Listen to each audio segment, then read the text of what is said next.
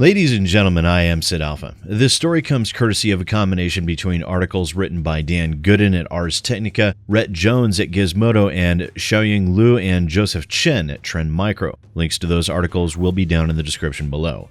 So I woke up this morning to not only an additional 6 inches of new snow, but I also awoke to see my Twitter feed and business email inundated with people sending me links to an Arstechnica article that stated that YouTube was serving ads with cryptocurrency miners embedded in them, and I even had one user state that YouTubers should disable ads in order to protect our fan bases. And judging from responses like that, I can see a lot of confusion coming about from this, so I would ask that everyone to, first of all, don't panic. Secondly, please wait patiently while I discuss the story, and then lastly, I can explain how you can easily protect yourselves against this sort of instance that has become called cryptojacking.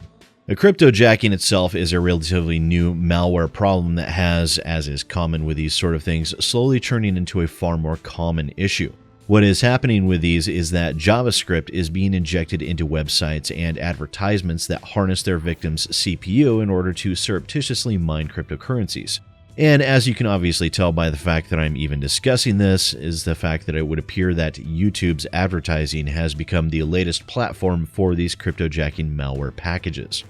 As reported by Dan Gooden of Arstechnica, people began posting on Twitter and other sites that their antivirus programs were detecting and blocking the cryptojacker package CoinHive, which was attempting to make use of their computers to mine the digital currency coin known as Monero. In 9 out of 10 cases, the ads merely used publicly available JavaScript provided by CoinHive for this very purpose. Apparently, the remaining 10% of the time, they're using a privatized JavaScript that saves these attackers from having to pay CoinHive its 30% take. In the Arstechnica article, Troy Mersch of Bad Packets Report stated, YouTube was likely targeted because users are typically on the site for an extended period of time. This is a prime target for cryptojacking malware because the longer the users are mining for cryptocurrency, the more money is made.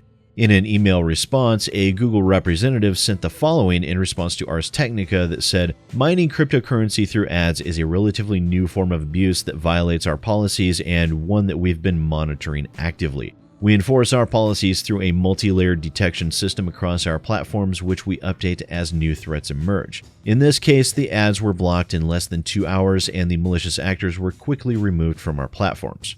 However, Gizmodo reported that this statement did not align with Trend Micro's published findings, which showed a steady increase of CoinHive script detection since January 18th, with a steep incline starting on January 23rd. In that article, Gizmodo wrote, "The part of the statement about the ads being blocked in less than 2 hours doesn't align with Trend Micro's assessment that the ad campaign has been a problem for at least a week. When we asked YouTube about this discrepancy, a spokesperson declined to comment any further. But a source with direct knowledge of YouTube's handling of the situation told Gizmodo that the 2-hour measurement was just being applied to each individual ad run by the hackers, not the ads en masse. YouTube approves a clean ad submitted by a clean account set up by the hijacker. When the ad goes live, the attackers use various cloaking methods to subvert YouTube's system and swap the ad with one that includes the malicious script. A couple hours later, the ad is detected, taken down, and the user who submitted it gets their account deleted. Wash, rinse, repeat. To sum this up in the most generous terms, YouTube and Google's ad network in general has an ongoing and ever-evolving problem on its hands.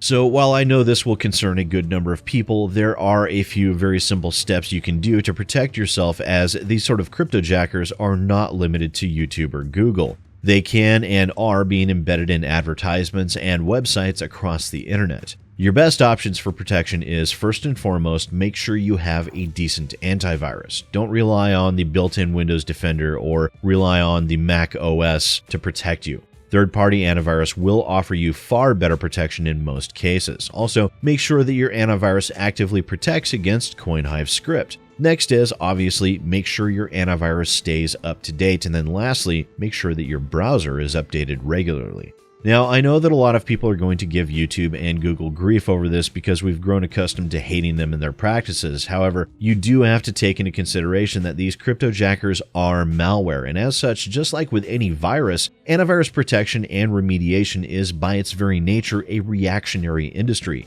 It can only protect against threats that it is aware of. Granted, most antiviruses include heuristics that analyze behavior and will also protect against some never-before-seen or detected threats because its behavior is similar enough to a known virus that it tripped the warning bells.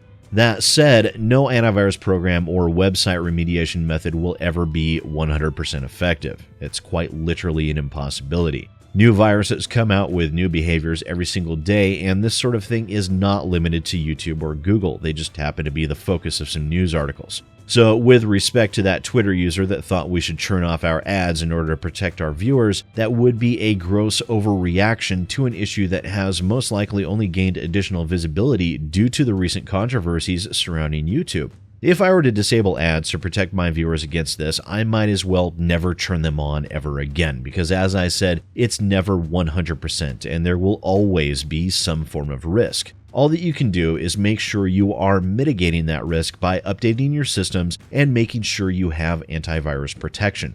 In all honesty, the only true 100% effective way to block against these sort of things would be to call your ISP and have them shut off your service. But as always, please do let me know what you think down in the comments below. And once again, ladies and gentlemen, I am SidAlpha, and I'll see you next time. If you like what I do on this channel and would like to see the channel go full-time, consider donating on Patreon or PayPal, as well as hitting that subscribe button and following me on social media. Links to everything are in the description down below.